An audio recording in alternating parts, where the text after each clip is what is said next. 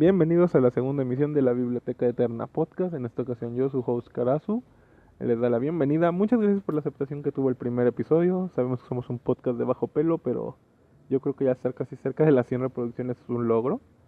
Sobre todo porque fue algo que sacamos así como que, miren, ya está, y lo aceptaron mucho. También gracias a sus comentarios, todos se están tomando en cuenta para mejorar un buen producto.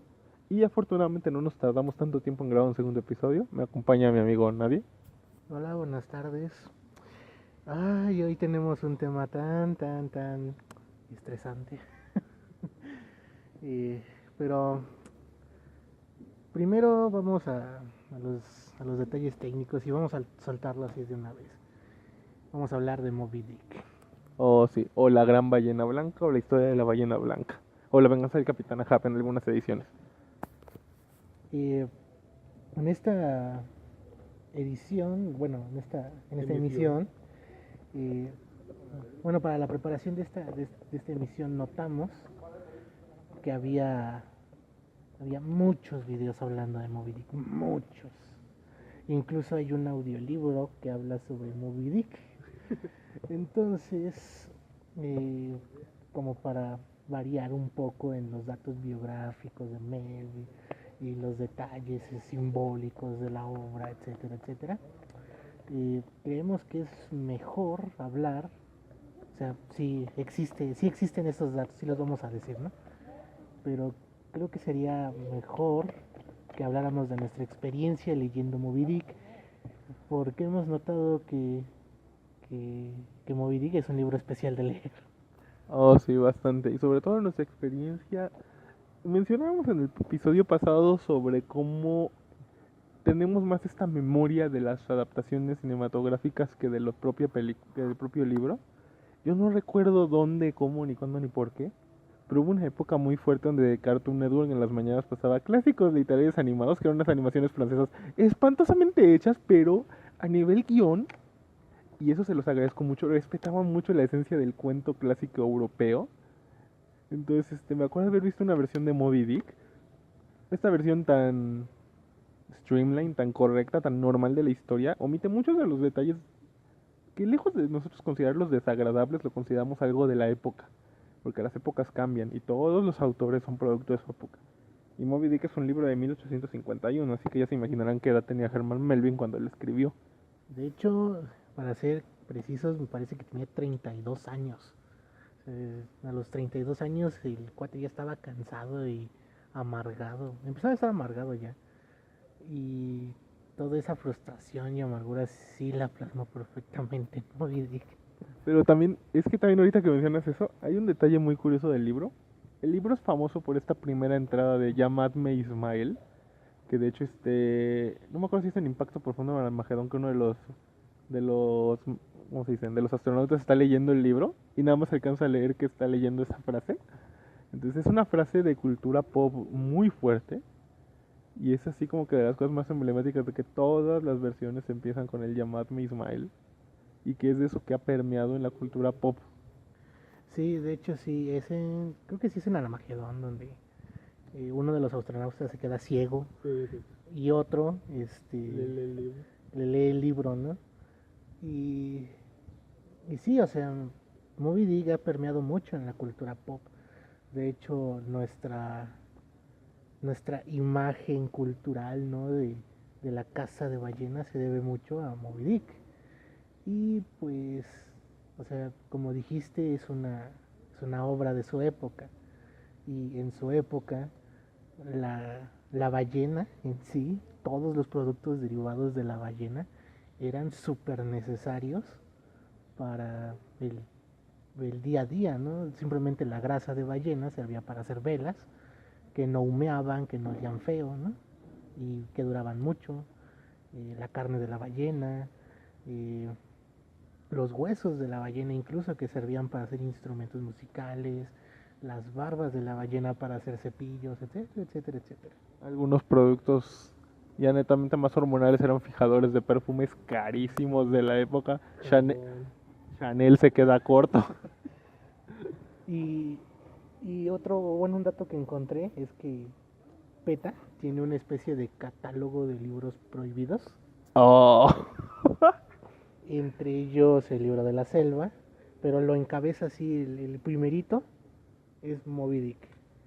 Es una lista no oficial, o sea, no la van a encontrar, pero PETA sí ha pronunciado en contra de ciertas obras que usan animales como protagonistas. Entre ellas, el libro de la selva, que me saca mucho de onda porque no entiendo. Y a lo mejor tiene que ver, yo tiene muchos años que no leo el libro de la selva, la verdad, les voy a mentir, pero recientemente Netflix, junto con este Andrew Serkis, mejor conocido como Gollum, dirigieron una película del libro de la selva que se llama Mowgli. Bastante interesante. Según mi madre, se parece mucho al libro. Entonces hay un personaje que es un cazador y que él es el cazador británico que vive en la India y que está ahí para sembrar el orden y que diseca animales y que caza por diversión y que él ve la gloria de las especies en su museo personal. Igual y tiene que ver, repito, no me acuerdo si esta escena sale en el libro, perdón, pero igual y tiene que ver con ese aspecto de que esté vetado de este libro. Puede ser. Y bueno, Moby Dick es un poco más entendible de por qué PETA lo odia, ¿no? O sea, Moby Dick tiene escenas así muy gráficas de la caza de ballena y y de la experiencia que tiene Ismael dentro del vientre de una ballena para vaciarle las entrañas. O sea, hasta cierto punto Moby Dick es una novela en ese sentido, muy gráfica, ¿no? O sea, muy gore, ¿no? Este, y también este asunto de la relación de la cacería de ballena, ¿no? O sea, la ballena no se caza porque sea necesaria o porque nos vaya a alimentar o algo así, sino que es una diversión, es una distracción. De hecho, Ismael lo dice, o sea, él va buscando un barco ballenero para enrolarse porque quiere ser marinero, pero ser marinero mercante es muy aburrido porque solo la pasan dando órdenes. Ser aventarse un crucero es igual de aburrido porque no haces nada y un barco ballenero tiene acción. A menos de que seas Julio Verne, que te describe cómo es un viaje a Canadá en un buque de, turístico que igual fue bien aburrido. No, pero también tiene que ver con... Eso es algo que no se menciona más bien muy poco en el libro, de que es la gloria inmortal de fui, cazé una ballena, porque son viajes de 3 años. Entonces Exacto. 3 años estuve cazando ballenas y fui, hice y que al capitán Ahab se dice que le arrancaron la pata y que del marfil de un diente de ballena se hizo otra. Todo este aspecto, no sé si es correcto decirle mítico o folclórico. Ajá, sí, sí sería folclórico porque de hecho, o sea, Moby Dick tenemos que tener presente que es la recopilación de la experiencia de Melville cazando ballenas. De hecho, hasta podríamos adivinar que Ismael es Melville, pero y o sea, y como él estuvo enrolado en un barco durante varios años, más de 3 años, muchos más, eh, él tuvo tiempo para ver toda la interacción de una tripulación ballenera, la caza de la ballena, y por ende también se entiende que toda esta forma mística de entender la ballena, que si bien es una forma mística, no deja de ser una forma cruel, tiránica, de entender a la ballena como un producto, como una criatura mítica que hay que matar para tener prestigio. Algo así como los dragones de Avatar. No, y también, ándale. No, y también Moby Dick es considerada una ficción religiosa, más no cristiana, por el aspecto de que aquí no son los marinos pidiendo ayuda a Poseidón, al océano, sino Dios mío, dame fuerzas para acabar con este monstruo, que no sé qué. Y también, curiosamente ahorita que mencionas eso, de que es algo que se tenía que matar para conseguir y porque es un producto y la gloria, en la Biblia, cristiana, en el Génesis, se nos habla de que Nimrod fue el primero en ir a cazar a los grandes monstruos de la tierra y que fue el primero en ser llamado héroe y valiente. Entonces yo creo que nos remite esta sensación primordial de hay fuerzas más allá desconocidas de nosotros, fuerzas literalmente animales y que habitan y que están fuera de nuestra comprensión y que aquel que logre domarlas será grande. Y también dentro del propio Génesis, cuando el hombre peca, uno de sus castigos es que el animal va a estar separado de él, que ya no van a ser compañeros, porque supuestamente en el jardín del Edén el hombre nada más se hacía cargo de cuidarlos, pero no había ninguna interacción hostil ni instinto de comer ni de cazar, simple y sencillamente estaban ahí. Pues sí, o sea, Y es cierto, o sea, Moby Dick también es una ficción profundamente espiritual y religiosa.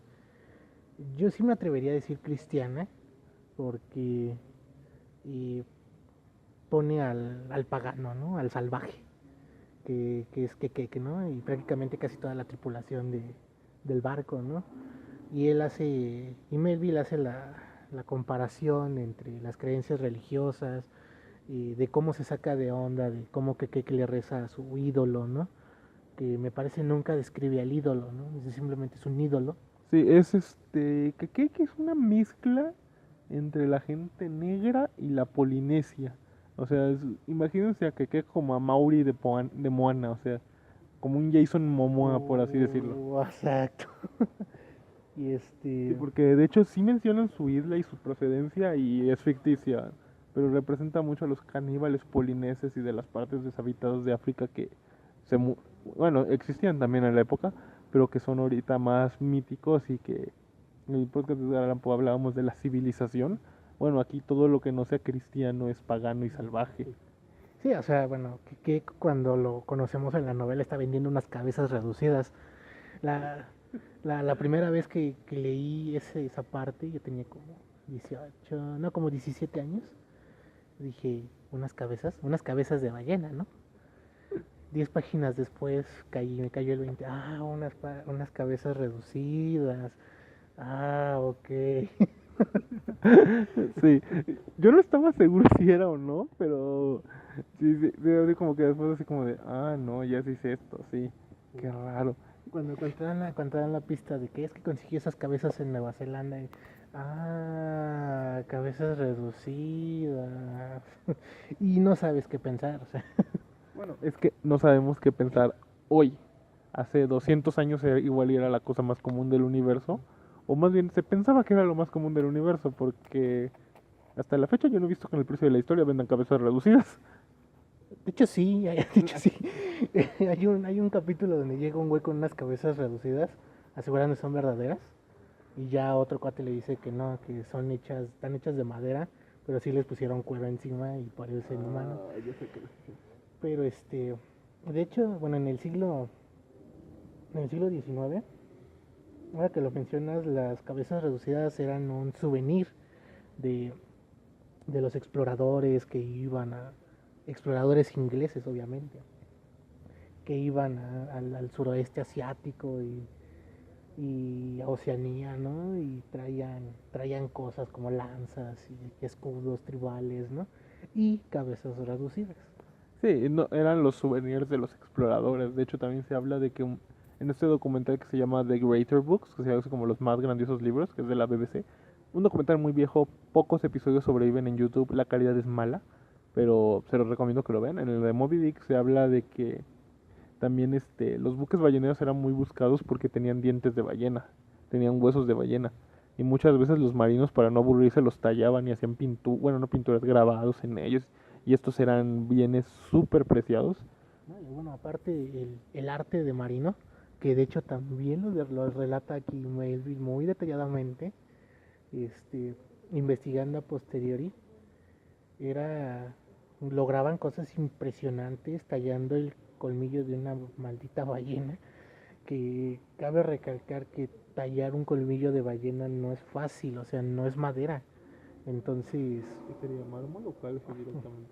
mm, Calcio, ¿no? es calcio, o sea, pues es un diente, ¿no? Pero, o sea, tallarlo no es sencillo, o sea, y lo tallaban con cuchillos.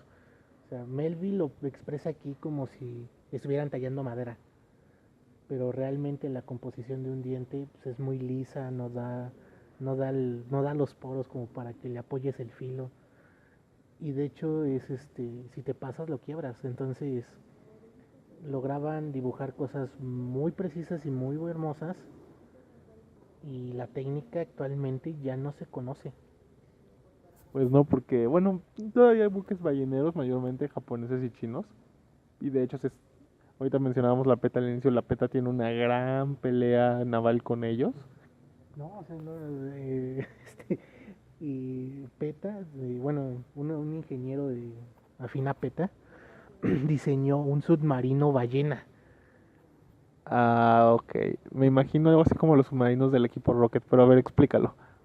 Es un submarino en forma de ballena. El punto es que sirve para distraer a los buques balleneros.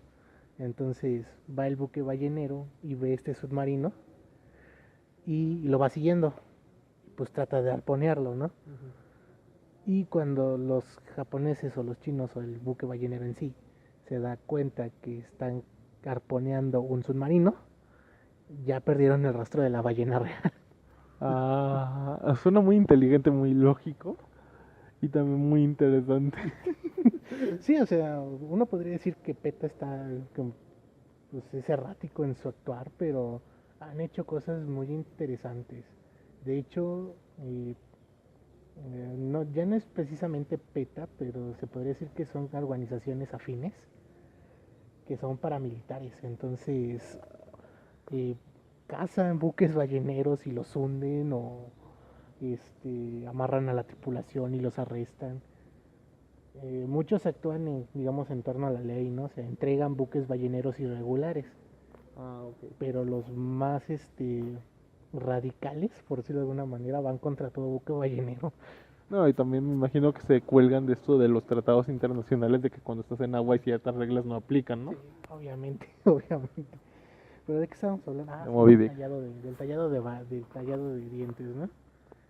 Y antes de eso, Ah, estábamos hablando de la vida del marino aquí en Moby Dick, que de ah, hecho también no solo se dedicaban a tallar los dientes, sino tenían, y también lo describe el libro, como los buques balleneros tenían enormes calderas donde se quemaba la grasa, se refinaba y se hacía todo el proceso y tenían que estar ahí chutándose días enteros todo el proceso para poder hacer. Y también algo que encontré muy mórbido es como a veces con tal de seguir trabajando el cuerpo de la ballena y de que no se lo dejan a los tiburones, la subían al costado del barco y la amarraban para seguir extrayendo. sí, o sea, es donde te digo que Moby Dick es muy gore en ese sentido. Y de hecho, o sea, eso es sabido que la casa de ballenas tenía tal prestigio y, o sea, a pesar de que Melvin menciona que su sueldo era una décima parte de las ganancias de la ballena, eso era suficiente como para vivir un año sin trabajar. La importancia de la ballena en el siglo XIX no la podríamos entender porque, o sea, sin ballena no había civilización básicamente. Podríamos, yo creo que hay una manera de hacer un símil, de decir que la ballena era el petróleo del siglo XIX, Ándale. porque cuántos derivados de petróleo no tenemos hoy que no consideramos la vida sin ellos. Sí, oro grasoso casi casi, ¿no?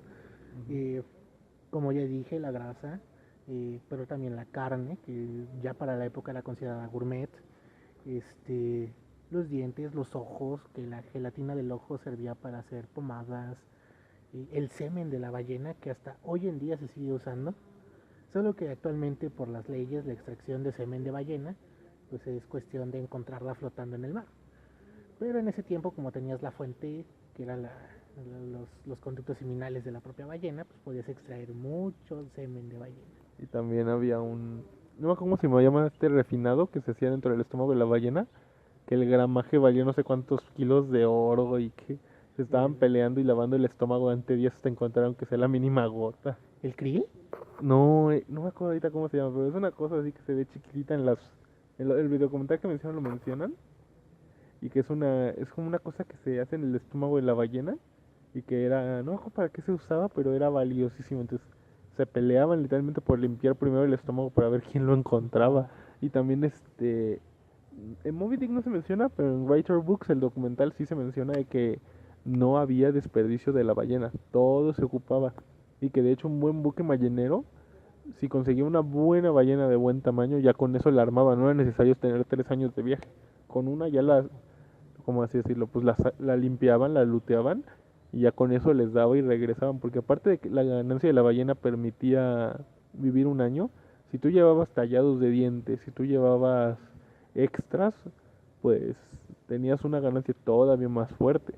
Eso sin contar que había muchos que pues, aliaban para repartirse ganancias un poquito más altas, porque todo, creo que el que más ganaba siempre era el capitán y luego los contramaestres. sí, y bueno, y aparte, o sea, un buque ballenero se enfocaba en ir a buscar una ballena, pero sí encontraban un tiburón o cangrejos o cosas así. O sea, eran bienvenidos. Claro que todos estos productos tenían que venderse de inmediato. O sea, el primer puerto que encontraran, eh, toda la pesca adicional a la ballena se tenía que vender rápido. Sí, porque no dejan de ser productos del mar y productos sobre todo que una vez que salen del mar, más bien que dejan de estar vivos, perdón, se descomponen al minuto. O sea, hoy en día tú compras un pescado en el súper y está súper congelado. Tú te lo llevas y si no lo haces en el momento lo tienes que congelar porque si no ya se echó a perder. Ay, sí, por eso no me gusta mucho el pescado. No soy fan de los mariscos, sí, pero del pescado como mojarras y así, la verdad, no. Eh, bueno, Moby Dick, y bueno, creo que ya es mejor que pasemos así a lo que queríamos hablar, porque eh, Moby Dick, a pesar de que es una novela muy influyente en la cultura occidental, a pesar de que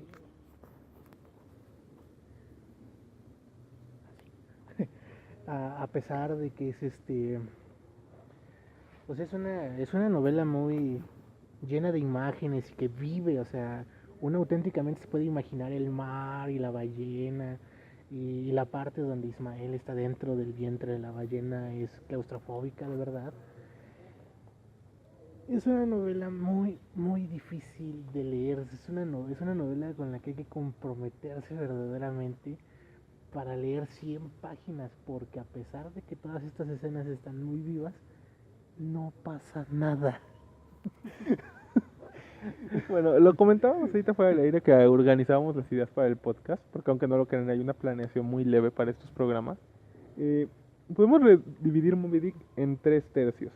El primero es enlistarse, es conocer a Ismael, como él nos está narrando esta anécdota que vivió cuando era joven, de cómo se enlistó por ocio y prestigio en un buque ballenero, cómo, Que es la parte que tiene más acción, ciertamente. sí, cómo conoce a Keke, cómo con Keke viaja durante varios días hasta encontrar un buque, cómo están esperando en los buques que llegue alguien, o que encuentre, Algo. que pase algo también, porque obviamente tienes que esperar a que los buques estén listos, porque no llegabas y podías enlistarte al día siguiente, sino que tenías que tener una preparación previa, reparar un buque, arreglar todo, reclutar gente porque pues, moría todo el tiempo. Y durante este periodo pues, también conocemos a Kekek, sus costumbres tribales, cómo Ismael no lo deja de tachar de un pagano y esta imagen del noble salvaje, este hombre que no es propiamente civilizado, comillas, comillas, pero que es una buena persona y que sabe trabajar y que trabaja muy bien y que vamos a arrastrar todo el siglo XIX hasta el principio del siglo XX. Yo creo que todavía los pulp no le decían así a los personajes, pero seguía este mismo espíritu y que también aquí es donde empezamos a ver la imagen mítico religiosa de este hombre que dice, no, es que si se enlistan en el Pequod van a encallar y hay tragedia y el maldito capitán Ismael y que ya es perdón, y que ya es esta imagen arquetípica del marino maldito, este hombre viejo con pata de palo, que está medio loco, medio cuerdo y que toda la tripulación le teme, pero que a la vez es un marino con, ¿cómo decirlo?, con tanta experiencia y tanta habilidad que nadie se le iguala, pero que todos temen. Sí, pues sí, o sea, es todo. Y bueno, la tercera parte es la casa de la ballena. Ah, sí, porque olvidé también mencionar, la segunda parte es el viaje, que es la parte que tú aborreces. Sí. Ahorita yo cuento todo eso. Ok, y ya la tercera parte es la casa de la ballena, porque descubrimos que Ahab quiere vengarse de aquella ballena que arrancó su pierna. Que es un cachalote. Sí, que de hecho estoy buscando que cazar ballenas era bueno, pero si cazabas un cachalote te sacabas la lotería. O sea, era como que lo ideal que podías buscar. El problema es que estos animales tienen, ¿cómo decirlo? Si las ballenas son animales difíciles de seguir, el cachalote es peor, porque son casi seres abisales. De hecho, hace unos 5 años National Geographic hizo unos especiales de las ballenas y descubrieron que los cachalotes tienen piel arrancada, mordidas, aletas. No sabemos por qué les falta. Probablemente. Los profundos los cazan. Ándale. No, pero o sea, sí hay signos de pelea. Lo que usualmente pensamos es que son los calamares gigantes de los cuales se alimentan naturalmente o son territoriales. Porque a diferencia de la ballena, el cachalote sí es... Solo las hembras viven en manada, los machos viven separados. Sí, y aparte los cachalotes no es que puedan respirar propiamente bajo el agua, pero sí tienen una muchísimo mayor resistencia que las ballenas. Sí, no, aparte de eso, ellos, ¿cómo decirlo? Toman aire, pero toman aire para 3 días bajo el agua. Exacto. Sí, o sea, se sumergen y ellos están hechos, su propia forma, su cabeza, su grasa, todo lo que tienen les permite resistir la presión abisal que es, ¿cómo decirlo? A James Cameron le tomó hace como 10 años, pero por fin consiguió un submarino que aguantara un poquito. Y aguantar no sabemos si va a regresar a la superficie. Gran parodia de software, por cierto. Y bueno, esa es la segunda parte. Y la tercera parte, que es la casa de la ballena, ¿no? Y bueno, mi experiencia con Moby Dick. Eh, bueno, el volumen específico de Moby Dick que yo poseo, me lo robé. Estaba yo en la prepa, la biblioteca, entre comillas, biblioteca de dicha preparatoria, solo existía para cubrir el requisito de que existiera una biblioteca en la preparatoria. México lindo y querido. Entonces los libros ni siquiera estaban organizados, ni nada. Estaban sí en anaqueles, pero no estaban organizados, no había quien cuidara la biblioteca, y en general la biblioteca siempre tenía candado, literalmente un candado de colgaba en la puerta. Era un símbolo muy fuerte eso, ¿no? Y eventualmente, porque había una televisión grande ahí, entrábamos a la biblioteca a ver documentales, películas, etcétera, ¿no? Y yo aprovechaba para robarme los libros. LOL. Sí, me robé varios. La parte graciosa es que Moby Dick no es de esa biblioteca. Moby Dick se lo robé a una maestra que en ese momento me daba derecho. Y hasta, bueno, la maestra me descubrió porque dentro del libro había un disco que no sé qué contenía, pero para ella era muy importante. Y entonces no me regañó ni me reportó ni nada. Dijo, te presto el libro, lo lees y me lo regresas. Y yo, sí, maestra. Ya ni me acuerdo cómo se llama la maestra, si no le enviaría saludos. Y me lo quedé. Terminé la preparatoria y yo no me quedé en la universidad de inmediato, entonces, y pues pasé una temporada donde podía leer mucho porque no iba a la escuela, ¿no? Entonces decidí leer Moby Dick. Y de hecho hasta marqué la página. Pero leí como 400 y algo de páginas. ¿De cuántas? De 600. De 621. No se toman. Sí, o sea que eso significa que me chuté toda la parte de la búsqueda de ballenas. Años después, han pasado unos 7 años desde entonces y no me decido a terminar de leer Moby Dick. De hecho, para la preparación de este programa, no pude terminar el audiolibro.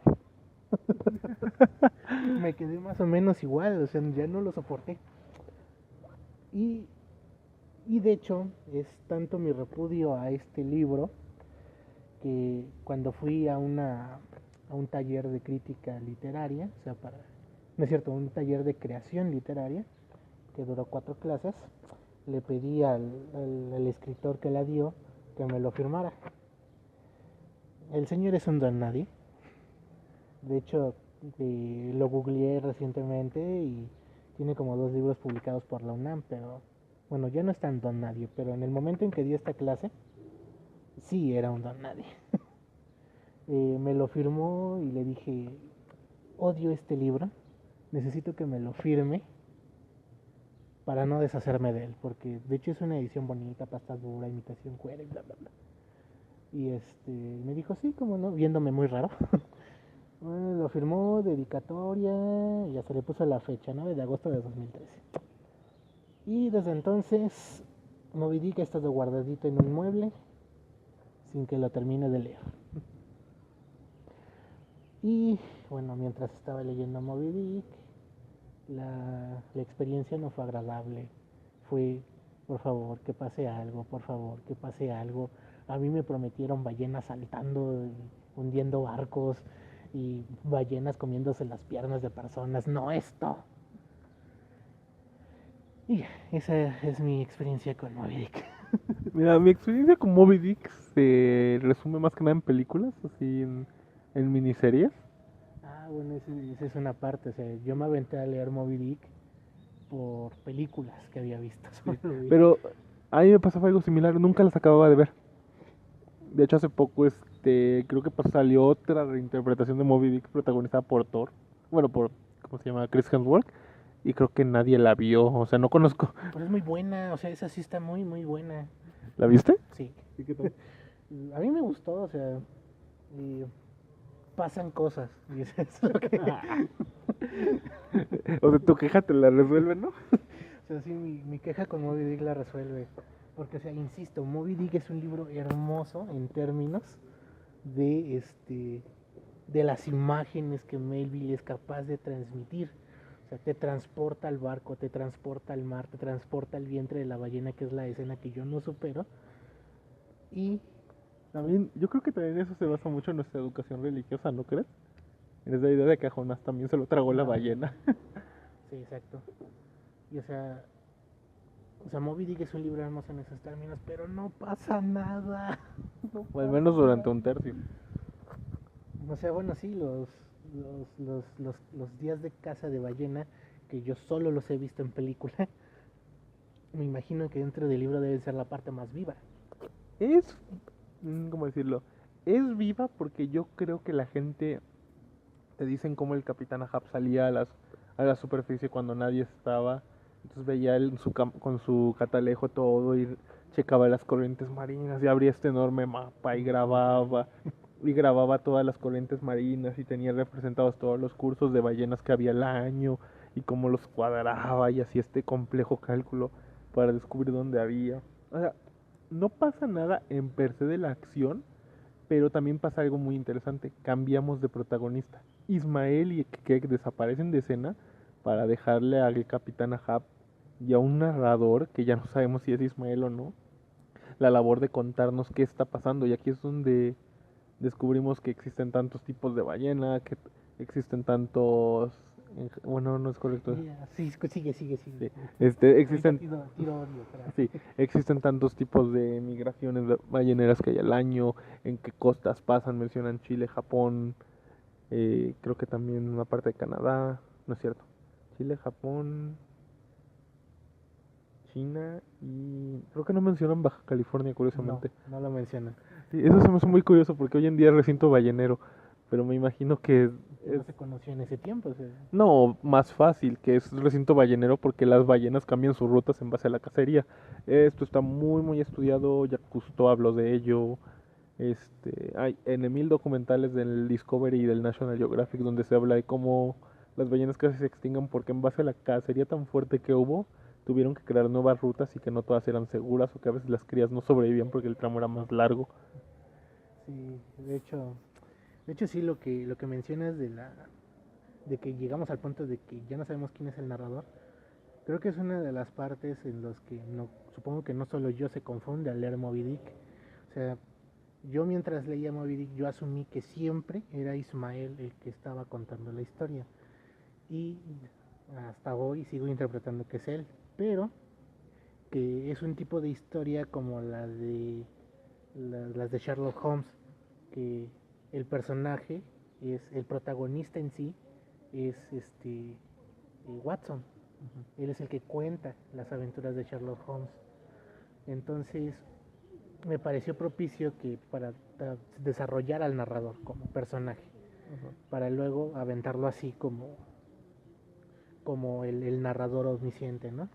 La cuestión es que precisamente no existe esta transición que nos diga si sigue siendo Ismael o si ya cambiamos de narrador. Es que también hay un punto, Moby Dick es novela escrita, por eso no nos damos cuenta de esta transición y no sabemos. Fuera como, odio poner este ejemplo, pero fuera como en el anime de La melancolía de Haruhi Suzumiya, donde claramente tenemos un personaje que narra, un personaje que actúa, y claramente a través de la mezcla de estos dos tenemos la narrativa visual, pues ok, no te confundes, pero como es novela, y sobre todo como es un estilo ya viejo para el que estamos acostumbrados, que en lo personal yo considero que Moby Dick es una novela ágil en narrativa, aunque es pesada de leer. A mí toda esta parte donde cuentan lo de las ballenas y las corrientes, a mí no me disgusta en lo particular porque yo soy un rechazado de biológicas. Y por rechazado es decir que yo agarré y dije, no, yo no quepo en este mundo, bye. Este, entonces mucho de ese conocimiento, si bien no lo tenía, no me es extraño de leerlo. Pero sí debo admitir que esa parte se vuelve pesada. Y cuando digo pesada es así como de, ay, ¿qué está pasando aquí? ¿Hace cuánto no puse atención? Le tengo que regresar. Porque yo escucho audiolibro, lo siento. Soy un godínez que no tiene permiso de usar teléfonos. Entonces tengo que aprovechar mis viajes entre oficina y casa. Pero sí, es una parte muy pesada. Es una parte que omiten muchas de las adaptaciones. Por no decir creo que todas. Este, yo al menos recuerdo que mis adaptaciones animadas obviamente esto no lo decían, nada más decían, es que las ballenas migran por aquí y obviaban todo ese detalle. En el libro, yo creo que aquí se refleja la experiencia marinera de Herman Melville como marino, porque es algo que yo creo que sí la gente se sí llegan por China, pero no saben cómo ni por qué. En cambio en el libro se nos especifica muy bien, es que tales ballenas viajan por aquí esta época del año y por eso nos conviene quedarnos y por eso son 3 años de viaje porque estamos surcando casi todos los ciclos hasta que por ende lleguemos con uno. Eso a mí me encanta. Se me hace un documento y eso hace que yo y también lo vamos a mencionar ahorita que terminemos con el libro. Yo creo que Moby Dick llega a ser considerado este greater book, como dice el documental, esta novela histórica porque es histórica en el aspecto que nos narra una historia ficticia pero basada en una realidad tangible, en una realidad que sucedía en ese momento. Y yo creo que ese es el comillas, comillas, genio de Herman Melville, que me van a decir, es que si nada más nos está recreando algo que pasaba, ¿cuál es el genio? Ese es el punto, nadie lo había hecho. Y también es algo que él va a padecer toda su vida. Pero lo vamos a hablar después de que entremos a la última parte. Vas, te toca. Si somos amables, esa parte de la ballena, de los tipos de ballenas y de las corrientes y todos estos detalles técnicos se podrían sentir como un interludio, ¿no?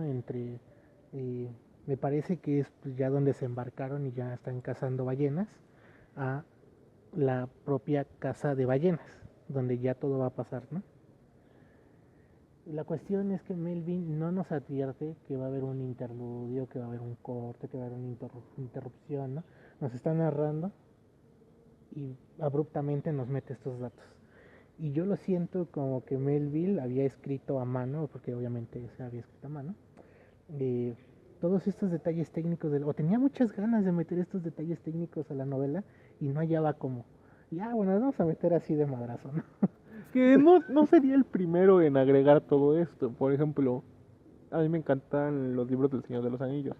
Pero cuando de repente lees El Hobbit y hay canciones enteras dentro del libro, es así como de, ¿por qué?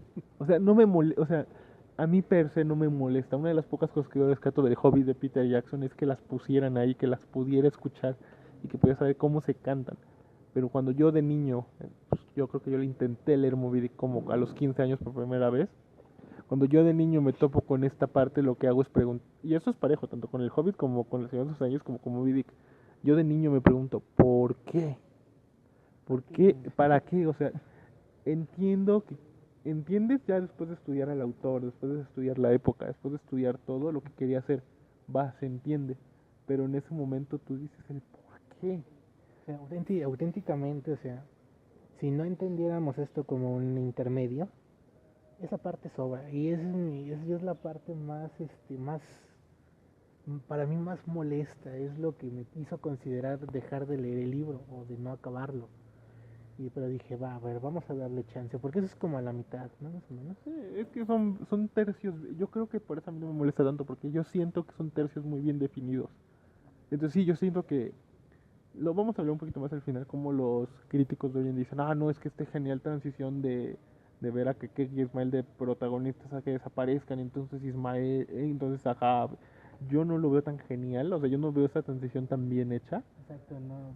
Yo diría que ni hay transición, o sea, los actos los tienes que adivinar, porque o sea, ya no sabes dónde empieza uno y dónde termina el otro. Sí, es que yo creo que como tú decías, intuimos que sigue narrando Ismael, aunque lógicamente no lo es. Y también yo creo que no es que haya un interludio entre parte y parte, sino más bien hay cortón y empieza a partir de aquí. Que nuevamente esto no tiene por qué ser malo. Ajá. Ocurre mucho en novelas por entregas, ocurrió mucho todavía 100 años después de Melvin, pero sí es un, al menos para nosotros como, ¿cómo decirlo? Como gente que estaba aprendiendo a leer en nuestra edad juvenil, guión, casi saliendo de la infancia, era complicado, era difícil. Y también, oye, y también no fuimos los únicos, porque nos hemos topado con varios detalles curiosos del libro que vamos a mencionar ahorita que concluyamos. Sí, y de hecho creo que ese es uno también de los grandes errores en la forma en la que nos enseñan la literatura. Porque Moby Dick, como es una novela de barcos, de un viaje marítimo, pues, es novela de aventuras, por ende es infantil, dásela a los niños, ¿no? Y, o sea, yo no cuestiono la capacidad de un niño para maravillarse con Moby Dick, pero yo cuestionaría que una lectura tan densa la relaciones en automático con un niño. Es que ese es el punto, al menos aquí en México, no sé cómo es a nivel internacional, pero simplificamos mucho la literatura, de que si es un viaje y hay aventuras, tiene que ser infantil. O si el protagonista es un niño, tiene que ser infantil. Exacto. Entonces también estamos obviando esto que yo me he quejado muchísimo, yo hice prensa de anime muchos años, y yo me he quejado mucho de que ¿por qué nos referimos como género adulto únicamente a lo pornográfico y a lo gore y a lo violento? Cuando es claro que hay cosas que un niño no va a entender.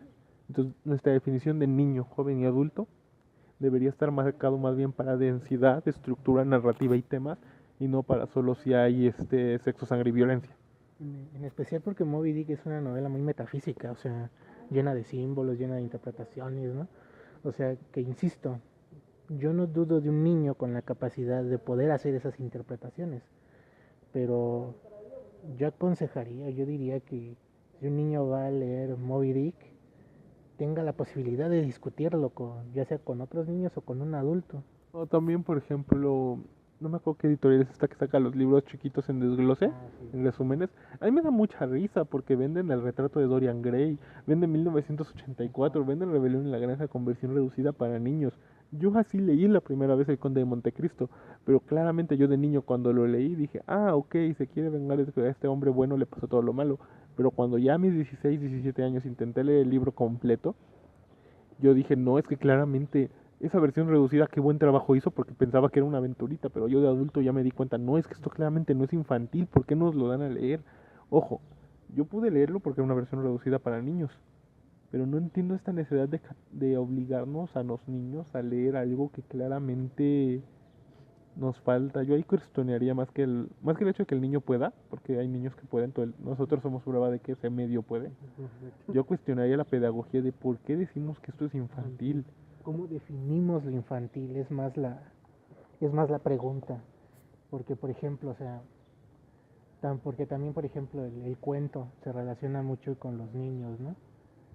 Pero, eh, o sea, hay cuentos muy complejos y llenos de símbolos que pueden ser perfectamente asimilados por un niño, ¿no?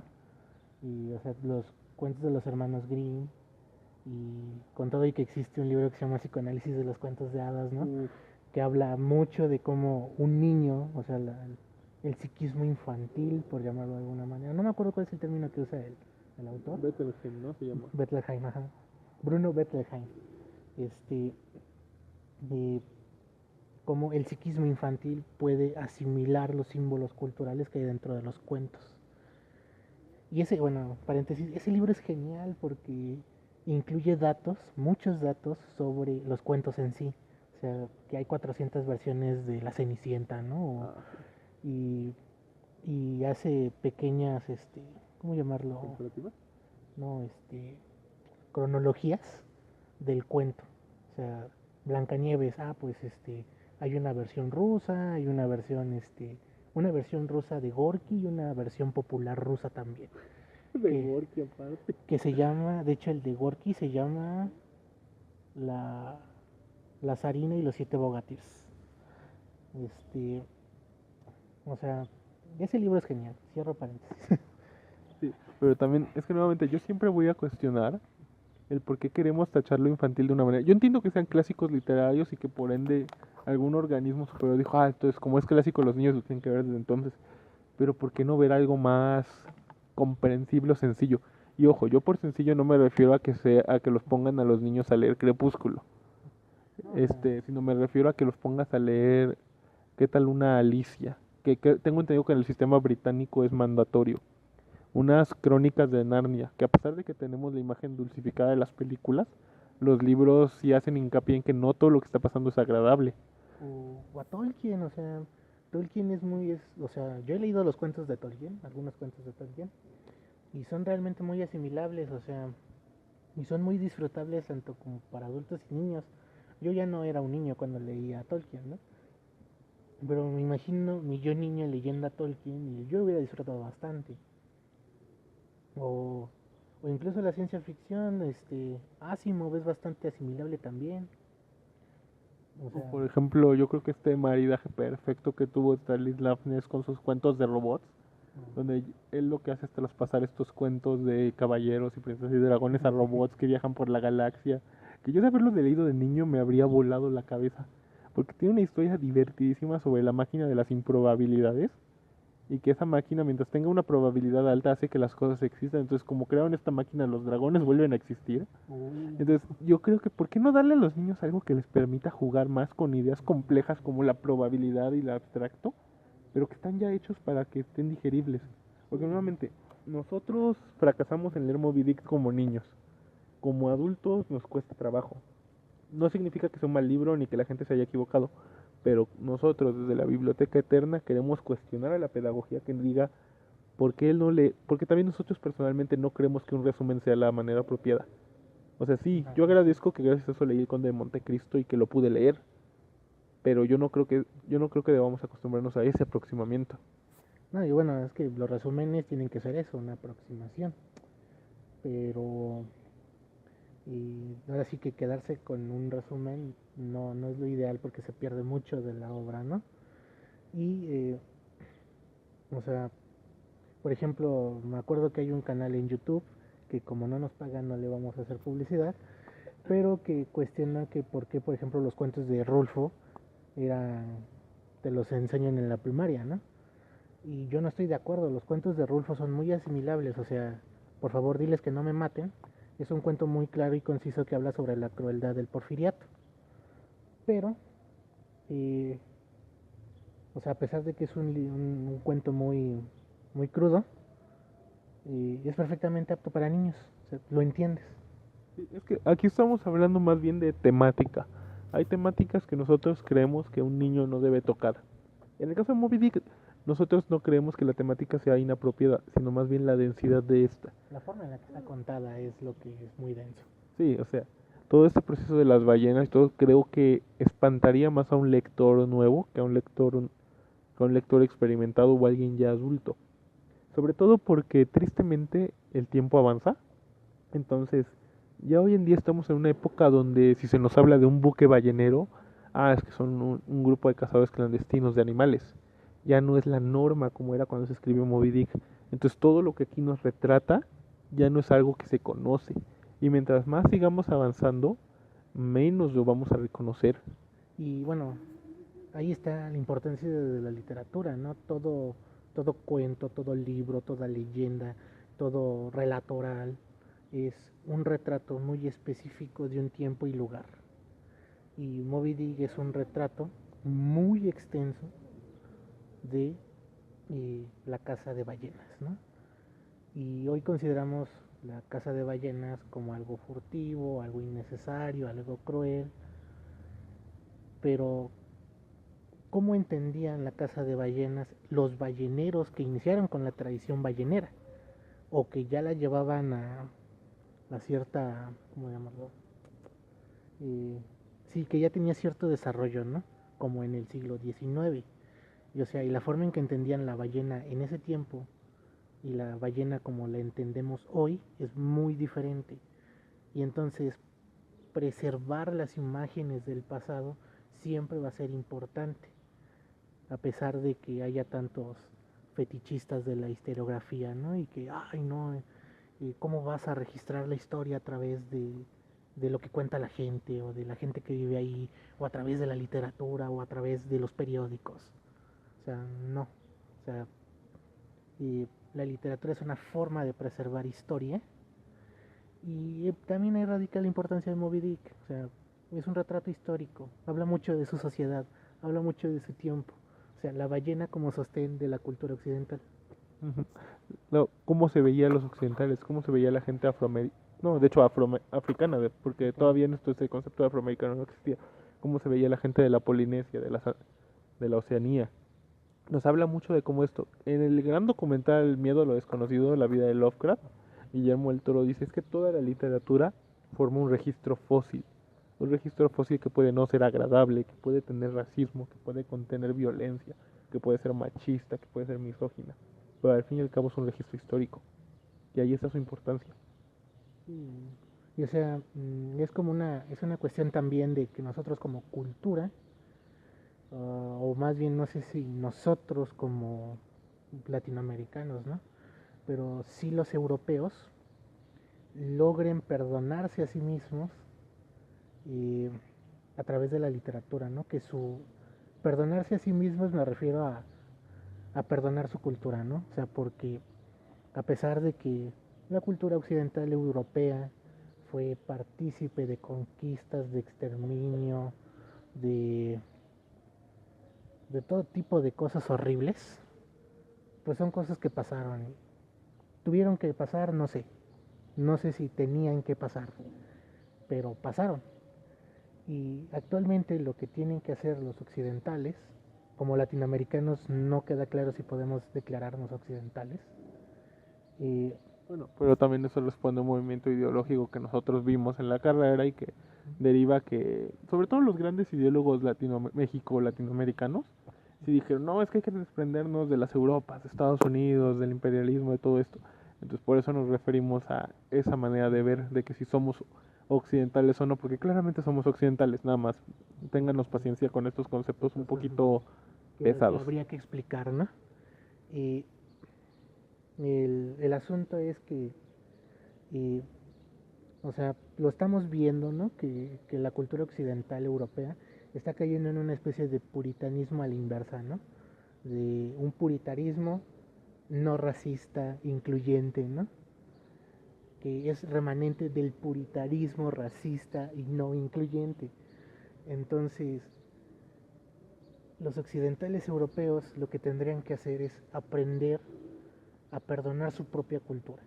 Nos hicieron cosas, sí, pasaron cosas, sí, pero si quieren que las culturas que dominaron los perdonen, primero tienen que perdonarse a ellos. No, y también es un proceso muy complicado, Y porque muy tardado, o sea. y muy tardado, no va a parecer, pero por ejemplo, yo creo que aquí en México particularmente existe más odio a dos clases de personas, a dos países apropiadamente, a los españoles y a los gringos. Tanto que dijiste gringo sin usarte cuenta, que es despectivo. De hecho, sí, pero por ejemplo, yo trabajo para un outsourcing de una empresa estadounidense, para una Bueno, sí. marca emblemática de ellos. Bueno, sí, sí. Sí, y yo tengo conocidos que son deportados, o sea, la neta, casi toda mi plantilla de trabajo son deportados. Y muchos de ellos tienen este rencor de es que yo estuve allá. Yo llegué a los 2 años, a mí me deportaron a los 19. Yo soy estadounidense, yo soy americano. ¿Por qué no me tratan como tal? ¿Por qué no me pagan como tal? ¿Por qué me obligan a estar por acá? Y es precisamente eso que no entendemos nosotros, como gente que ha vivido, ha crecido aquí, y que no está viviendo esa época. Pero quizás si vemos, voy a poner un ejemplo muy burdo, sangre por sangre, podamos entender la mentalidad de esta gente chicana, deportada, Tex-Mex. Entonces, a eso es lo que nosotros nos queremos referir. La caza de ballenas hoy en día ya no se entiende de esta misma manera, de la misma manera en la que en 200 años sangre por sangre ya no se va a entender para entender al chicano. O sí, no sabemos. Tal vez sí, quién sabe. Sí, exacto. Es lo aterrador de la historia. Porque cabe mencionar que sí ha habido personas que se han equivocado y cuando digo se han equivocado es que han hecho algo completamente distinto, son los ideólogos. Los ideólogos se han equivocado de maneras espantosas. Tanto así que cuántos ideólogos no apoyaron al partido nazi creyendo que sí somos la raza nórdica superior y merecemos gobernar todo esto. Incluso había ideólogos radicales así en los Estados Unidos. Tuvimos aquí en México ideólogos.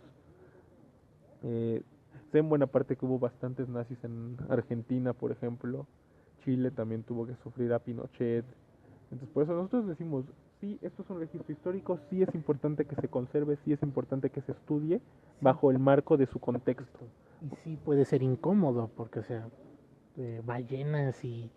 O sea, hoy tenemos una imagen de la ballenita que cuida a sus ballenitos Y que Keiko está brincando y liberando a Willy. Sí, sí. sí, sí, o sea...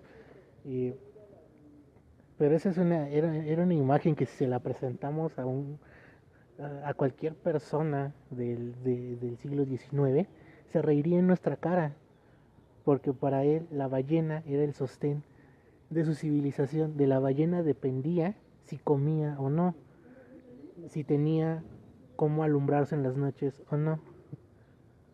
Sí, es de la misma manera en la cual yo creo que va a ser un libro que tenemos que conseguir porque está descatalogado ahorita.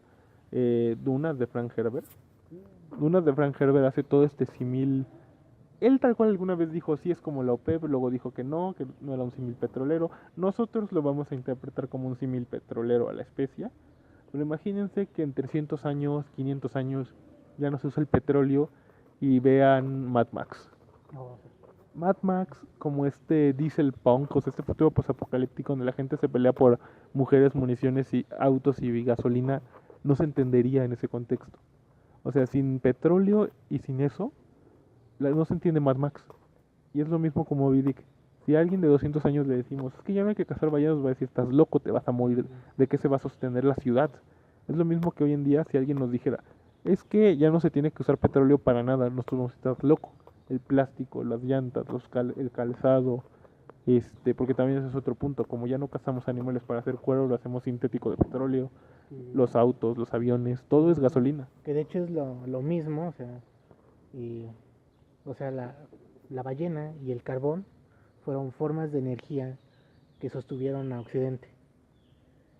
La grasa de ballena tuvo su decline porque la electricidad que podía ser alimentada por carbón y llegó lo que llamaríamos el steampunk. Llegó el petróleo. Pero también hubo esa transición entre el carbón y el petróleo y pronto en algún momento, que tiene que ser en los próximos 30 años si no vamos a valer pura madre, va a haber una transición entre el petróleo y otra cosa. Y bueno, sí, es que son procesos históricos que se tienen que pasar. Ahorita el problema es que el viejo capital no quiere cambiar y comillas, comillas, como civilización no sabemos porque no sabemos depender de otra forma. Hay que tenerle menos miedo a esto, pero yo creo que ya dejando este símil estamos volviéndonos tan aburridos como la segunda parte de Moby Dick y vamos a pasar a lo divertido, a la caza de la ballena. Nos enteramos que que está cazando a la ballena que le quitó su pierna, que acabó con uno de sus navíos, con sus hombres más confiables. Y ahí vamos a encontrar a Moby Dick, la mítica ballena blanca, un cachalote enorme y descomunal que acosa las costas de Chile, basado curiosamente en una leyenda chilena, no tradicional, pero sí de la época. Y es lo que yo llamo folclore marinero, porque de hecho tiene un nombre muy similar, no me acuerdo. Mocha Dick. Mocha Dick. Lo que tiene una parte del folclore chileno que es muy interesante y que por lo menos en México no está tan arraigado, no lo sé, es el folclore marinero. O sea, y hay muchas leyendas en torno a los marinos chilenos. Otro es, por ejemplo, este otro barco fantasma. Ya sé cuál es. ¿No? Sí, no me acuerdo, pero lo pusimos en el Facebook de la biblioteca hace como un mes. Sí, pero también es que tiene que ver qué país son ellos. Caleuche, el Caleuche. Es que ahí entra el trastorno cultural. O sea, Herman Melville llegó a Chile porque él era un marino y en Chile hay ballenas porque está cerca de la Patagonia y el Ártico, bla, bla, bla. Pero Chile sí era un país pesquero. México, con excepción del puerto de Veracruz, era un puerto, no era un país que tenía actividad per se. O sea, sí la tenemos, pero no es una industria tan grande como es el ser un puerto. Y ancestralmente hablando, los aztecas, los mayas, los mixtecos no lo eran. Eran más países cazadores, agricultores. Que nuevamente no tiene nada de malo. Cada quien se acopla a las formas que tiene a su alrededor. Por ejemplo, los japoneses tienen este mítico fantasma, el Obake Kayura, que es una ballena fantasma hecha de huesos y de espectros que hunde los barcos balleneros. ¿En serio? Sí. Oh, qué genial. Sí, y que es como ese impulso de es que hay algo ahí en el mar que nos puede atacar. Y es que las ballenas son animales poderosos y que no se van a dejar. Y Moby Dick es esta representación ya literaria, ya americana, pero de algo que pasaba en el sur del continente, que es estas ballenas, sobre todo los cachalotes son seres territoriales, y a diferencia de la ballena tradicional, son agresivos y territoriales. Entonces, si te topabas con uno, sí tenías un recurso increíble porque era un ballenote enorme. De hecho, la gran diferencia entre cazar un cachalote y una ballena es que la ballena va a escapar de ti y el cachalote va a aventarse sobre tu barco, Exactamente. que fue lo que pues, le pasó a Jab. Pero que lo buscaba conscientemente. Él quería acabar con la ballena blanca. Y ahí también hay una representación simbólica bastante curiosa, porque si pensamos en el rey del mar, ¿no? Podríamos pensar en una bestia como un tiburón o o una bestia del abismo o incluso hasta un pulpo, ¿no?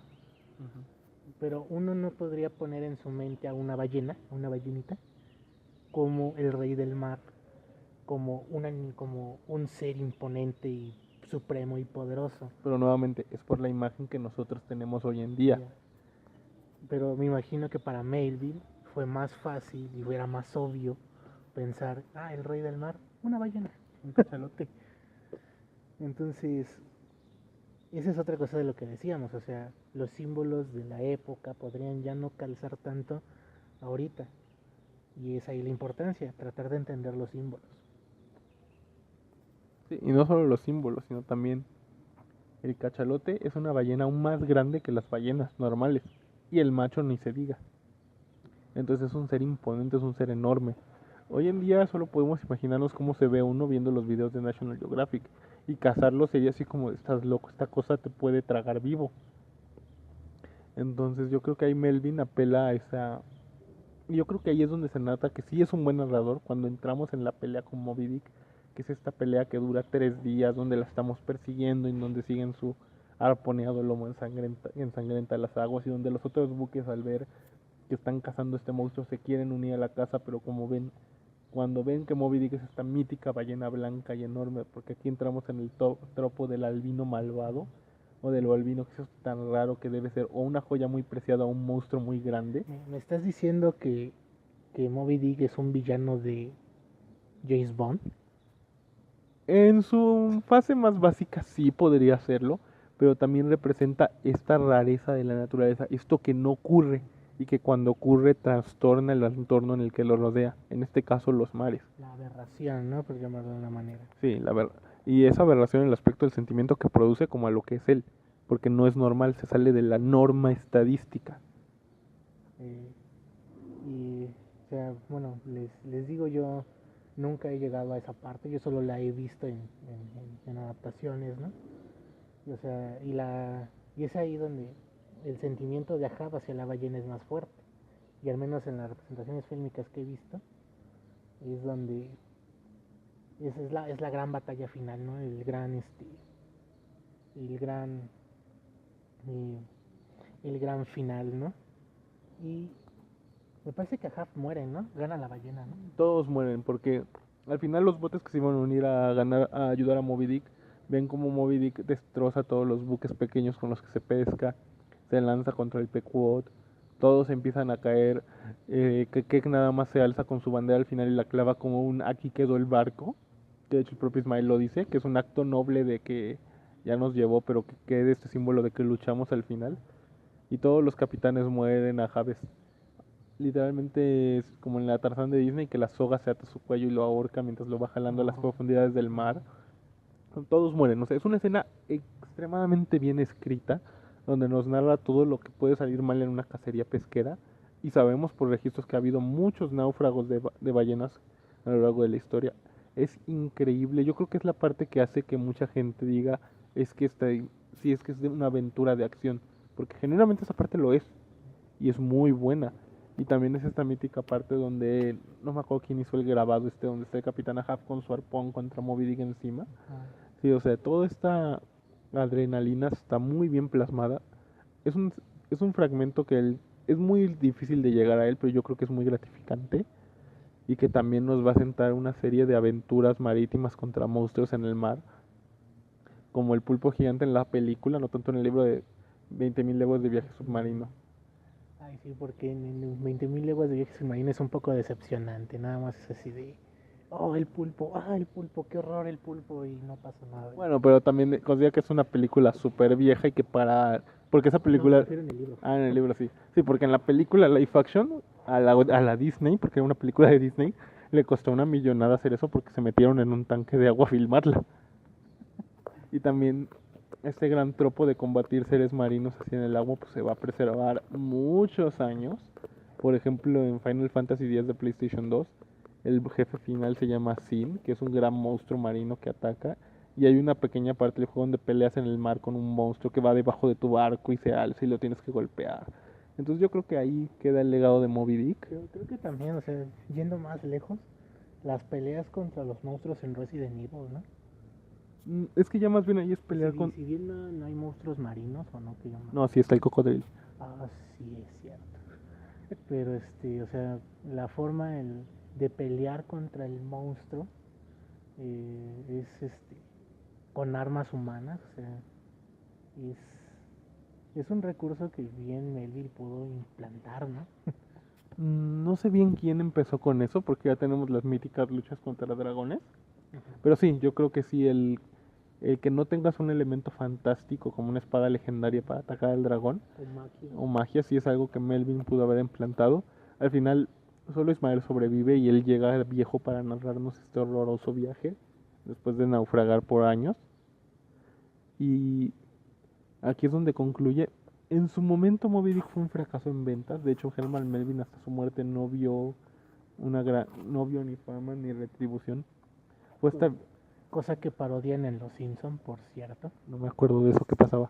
Hay un capítulo donde Marge empieza a escribir una novela sobre una ballena blanca, ambientada en Nantucket, pero que termina siendo un drama entre un personaje que se parece a Ned Flanders y el esposo de la protagonista, que es Homero, ¿no? Y sí, o sea, termina exactamente igual, todos muertos, nada más ella sobrevive, y, y el libro es un fracaso en ventas. Pues sí, literalmente eso es. O sea, Herman Melvin no vería gran fama por este libro. Y es hasta bien entero siglo XX que el villamelonismo gringo lo trae a la fecha cuando ciertos autores empiezan a decir, no, es que Moby Dick vale mucho la pena, es que es un gran libro, es que esto... Y aquí es cuando la gente lo empieza a notar.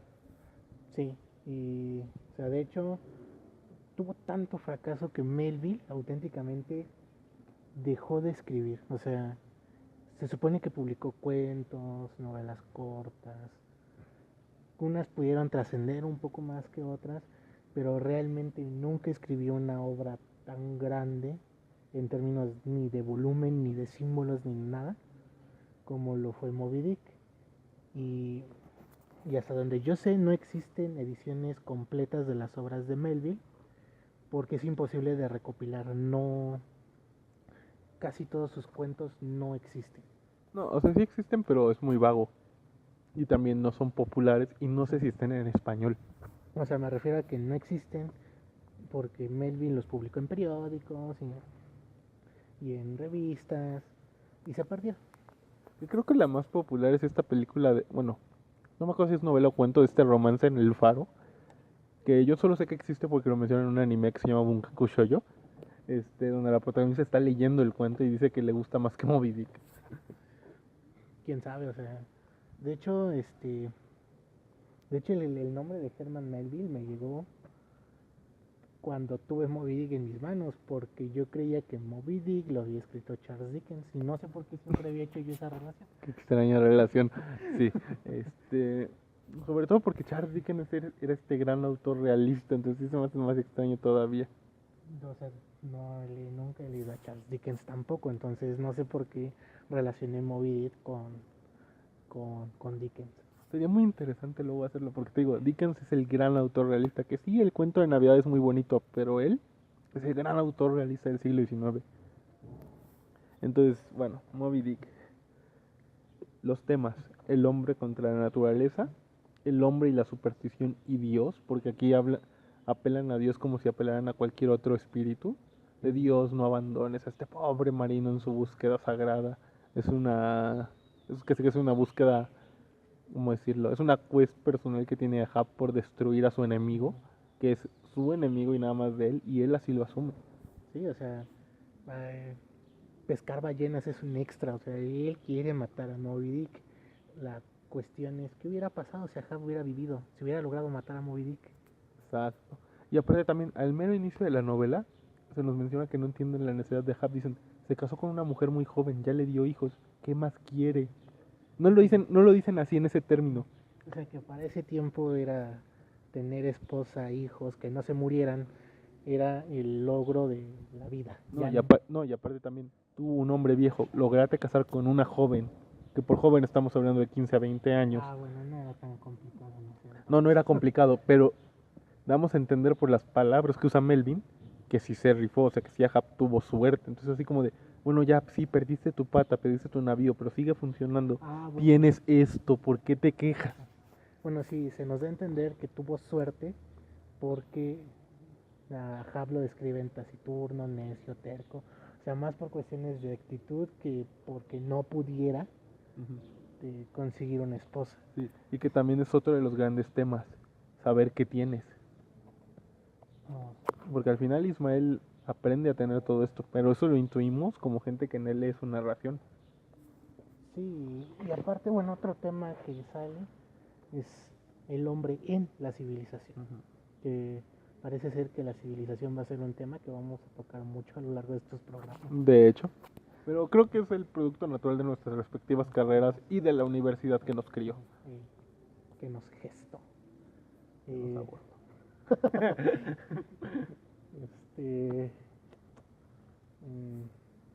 ¿Qué otro tema? Pues el espiritual, ¿no? O sea, la búsqueda del espíritu, porque la búsqueda de la ballena es la búsqueda de uno mismo. O sea, Ahab no buscaba destruir la ballena, buscaba destruirse a sí mismo, cosa que hace que el final sea muy apropiado. Pero, ¿qué hubiese pasado si Ahab hubiera logrado destruirse destruyendo la ballena y hubiese sobrevivido a ello? También. O sea, es una gran cuestión ahí de qué hubiese pasado, ¿no? Pero seguro alguien lo retomó porque hay muchas adaptaciones.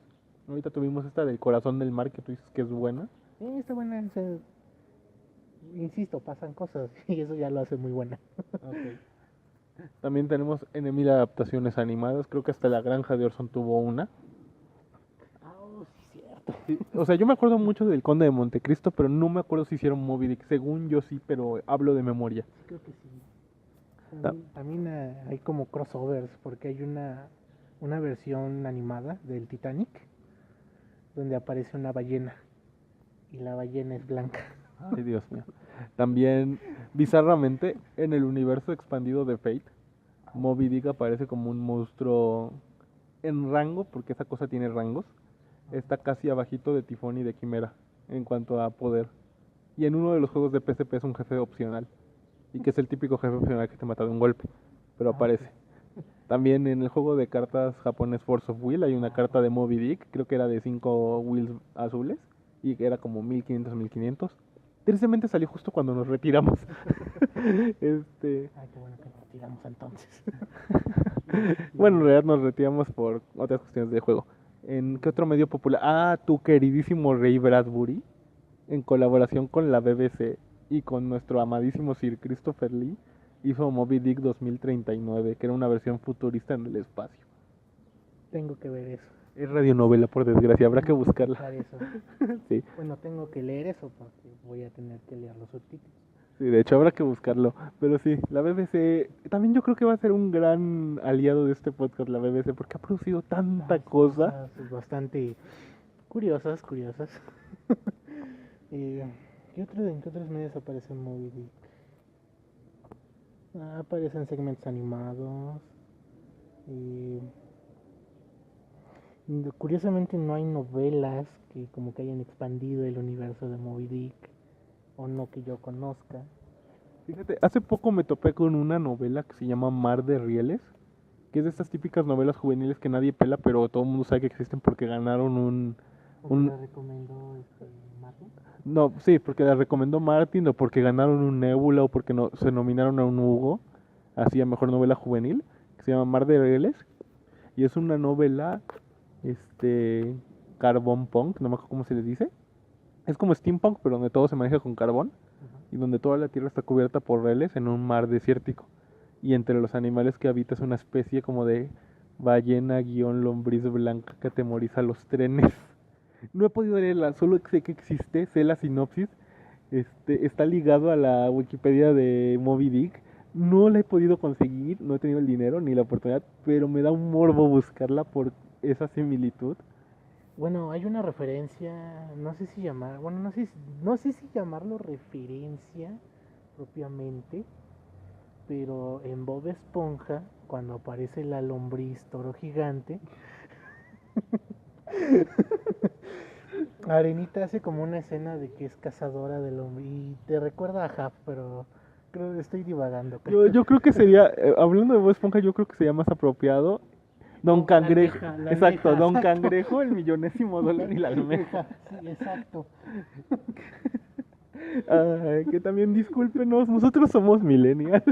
Entonces, si va a haber grandes referentes en este podcast, van a ser los Padrinos Mágicos, los Simpson y Bob Esponja. Ah, aparece en Los Padrinos Mágicos. Cuando se meten a los libros. Cuando se meten a los libros.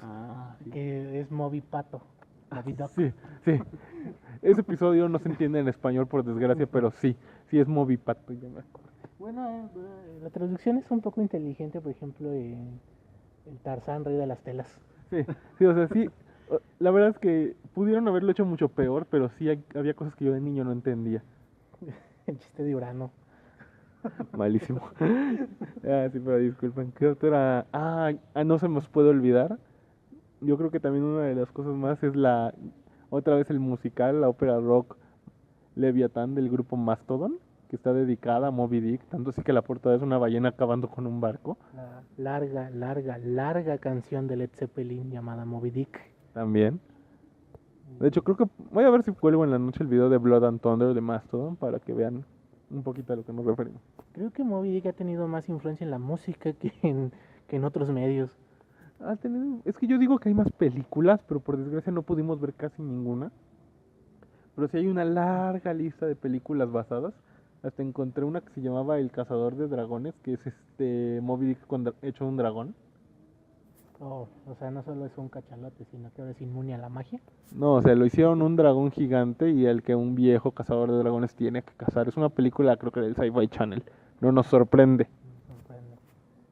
Pero sí, o sea, hay muchas. Digamos que Moby Dick es un referente de la cultura pop por su famoso Yamad Ismael. Y sí ha aparecido en varios medios y habría que buscarlos. Sí, ahorita por el momento nos quisimos referir al libro. Creo que tuvimos una divagación muy fuerte en el por qué algo tan complicado es recomendado. Que nuevamente nosotros no nos referimos a complicado como malo. Cuestionamos más bien por qué solo por ser una aventurita se clasifica en infantil o no.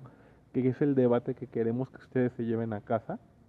Y que podemos hacer aquí, o sea que podemos preparar un programa sobre eso, pero los programas teóricos son más para el futuro. Sí, y sobre todo porque de verdad queremos preparar un programa que sea digno de un debate bien hecho y bien establecido. Sobre todo, muchas gracias por habernos escuchado. Sabemos que a veces es un poco complicado oírnos porque tenemos un equipo de grabación muy simple. Pero gracias por habernos escuchado, por sus comentarios.